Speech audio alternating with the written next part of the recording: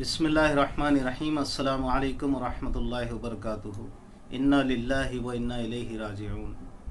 حضرت مولانا ولی رحمانی صاحب رحمۃ اللہ علیہ جو اب ہمارے درمیان نہیں رہے ہیں، یقیناً یہ پوری امت مسلمہ کا بہت بڑا نقصان ہوا ہے۔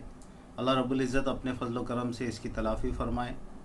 میرے محترم بھائی اور دوستو، حضرت مولانا کی حیات اور خدمات اتنی کثیر ہے کہ اس کو مختصر سی بائٹ میں سمیٹنا یا اس پر کچھ کہنا یقیناً اس کے ساتھ ظلم ہوگا۔ میں صرف اتنا عرض کروں گا کہ اقبال نے جو فرمایا کہ ہزاروں سال نرگس اپنی بے نوری پہ روتی ہے، بڑی مشکل سے ہوتا ہے چمن میں دیدہ ور پیدا۔ اور اسی طرح علامہ اقبال ہی نے کہا کہ آئین جواں مردہ حق گوئی و بے باکی، اللہ کے شعروں کو آتی نہیں روباہی۔ انہی اوصاف کے حامل حضرت مولانا تھے۔ روباہی ان کے اندر نہیں تھی، وہ اسمبلی میں رہے لیکن انہوں نے اس کا پورا حق ادا کیا اور انسانوں کی آواز بن کر اور ملت کی آواز بن کر بھرپور انداز سے انہوں نے اس کا حق ادا کیا ہے۔ اور اسی طرح آل انڈیا مسلم پرسنل لا بورڈ کے وہ جنرل سیکریٹری رہے، اس کا بھی انہوں نے پورا حق ادا کیا ہے۔ اور پھر دوسری طرف ایک خانقاہ بزرگ رہے، تو بہت سارے ہزاروں نہیں لاکھوں متوسلین نے ان سے روحانی فیض کا اکتساب کیا ہے اور اپنی دل کی دنیا بدلی ہے۔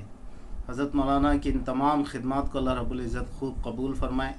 لیکن دوسری بات میں اس پہلو سے عرض کروں کہ ہم لوگ بھی اپنا مزاج ذرا بدلیں کہ جو ہمارے اکابر علماء حیات ہوتے ہیں ان کی زندگی ہی میں ہم ان کی بھرپور قدر کریں۔ عام طور سے ہوتا یہ ہے کہ بعد وفات پھر مضامین لکھے جاتے ہیں، تعزیتی نشستیں ہوتی ہے اور خوب پذیرائی ہوتی ہے۔ یہ بھی ایک عمل تو ہے، لیکن اس سے زیادہ اہم یہ ہے کہ اب جو ہمارے پاس اکابرین بچے ہوئے اور بہت تھوڑے ہیں، ان کی قدر کرنا یہ ہم سب پر لازم ہے۔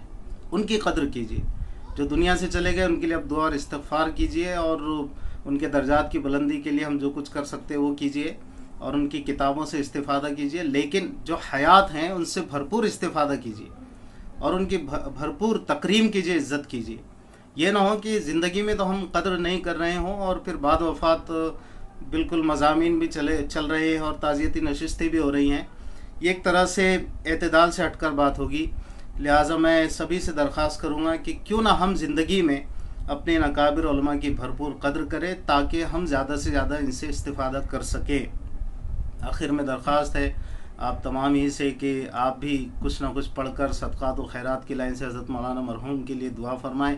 اللہ رب العزت ان کے درجات کو خوب بلند فرمائے، ان کی خدمات کو قبول فرمائے اور کروٹ کروٹ ان کے درجات میں بلندی کے فیصلے فرمائے، اور ان کی قبر کو تا حد نگاہ وسیع و عریض فرمائے، اور ان کی نسبی اولاد اور ان کی جو روحانی اولاد ہے یعنی جس میں ہم بھی شامل ہیں، اللہ رب العزت ان سب کو صبر جمیل عطا فرمائے۔ السلام علیکم ورحمۃ اللہ وبرکاتہ۔